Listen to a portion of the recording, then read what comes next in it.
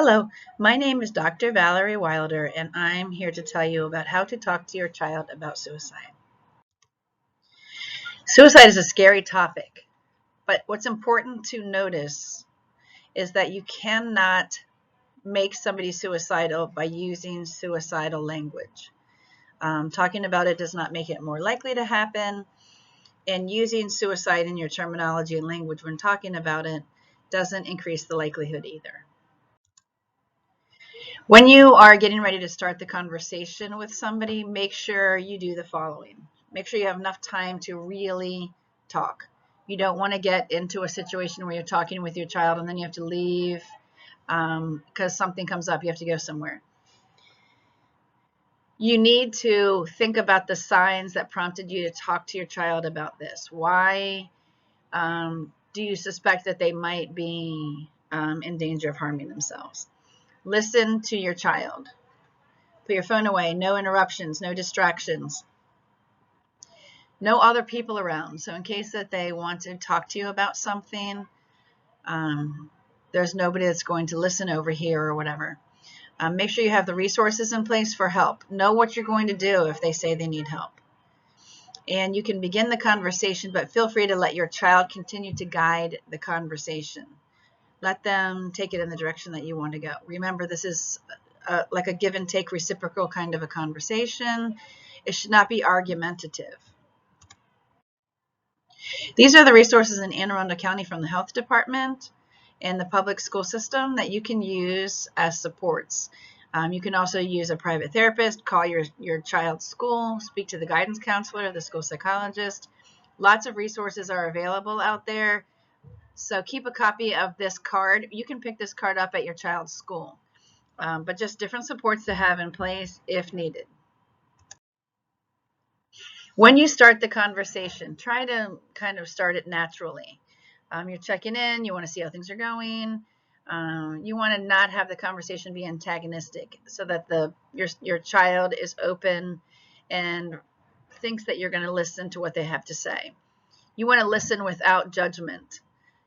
You don't want to start the conversation like, you don't want to kill yourself, do you? Use open-ended questions to encourage a conversation, and then use specific language. Do you want to kill yourself? Do you think about killing yourself? Do you know what you would use, how you would kill yourself? Do you have a plan?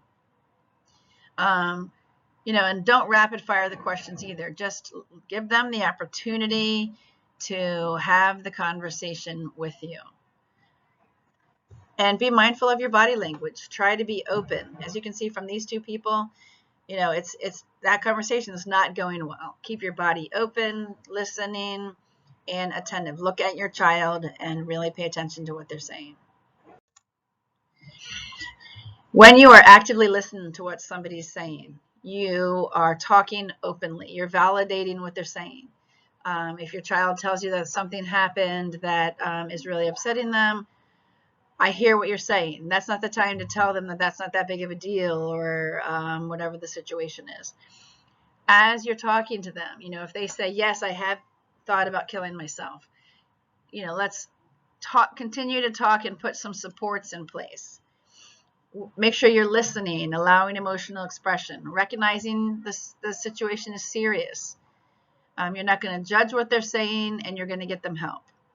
You're not going to keep it a secret because you need to do something so that, and everybody needs to know. If you're talking to your child and she says not to tell her dad, then you can't make that promise, because at the end of the day, you want to keep everybody safe. And lastly, make sure you don't leave the person alone. If they say that they want to kill themselves or they have thought about suicide, make sure you put those supports in place to keep them safe. So these are the warning signs. If you notice that your child is hopeless, that they feel like there's no way out of a situation, that you see increased anxiety or agitation, feeling like there's no reason to live, especially like if they just broke up with a boyfriend or girlfriend, or if there's been some problems in their friend group. If you just see a lot of difference in their attitude, they're more mad, they're easily to anger, and it's a significant difference. As you look down this list, you know, if they're withdrawing from family and friends, they're sleeping all the time, they are doing things that seem to be risky, you're just seeing changes in patterns of behavior is what you're looking for. And all of those things, I mean, let's face it, teenagers are unpredictable. And all of these things sometimes are present in teenagers. They sleep too much, they isolate themselves. But the point is that you want to stay plugged into what they're doing. Be attentive and know what's happening. And then that way you'll know if it's just a regular teenage behavior or if it's something you need to pay attention to, and then we need to put some supports in place. So these are the risk factors. Just because someone has some of these risk factors, that doesn't mean they're going to commit suicide. It just means that if a lot of these things you can check on these boxes, that means you have an increased likelihood. So, you know, and social media is another factor as kids get to see, you know, things that other people are doing or not doing and that kind of stuff. So pay attention to these things so that you can just be aware of what your child may need. And then the last thing is to make sure you stay connected.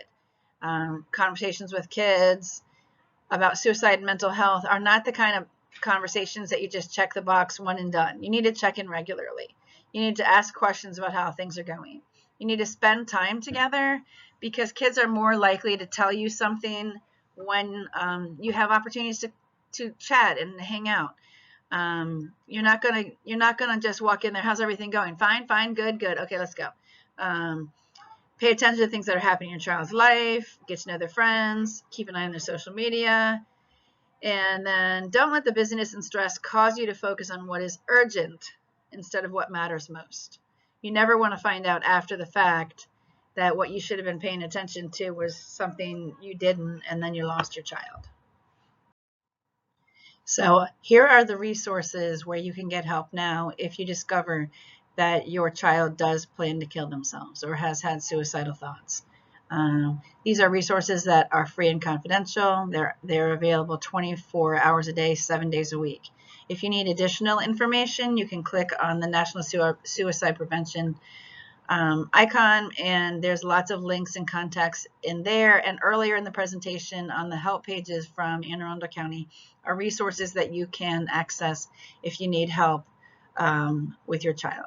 Thank you again.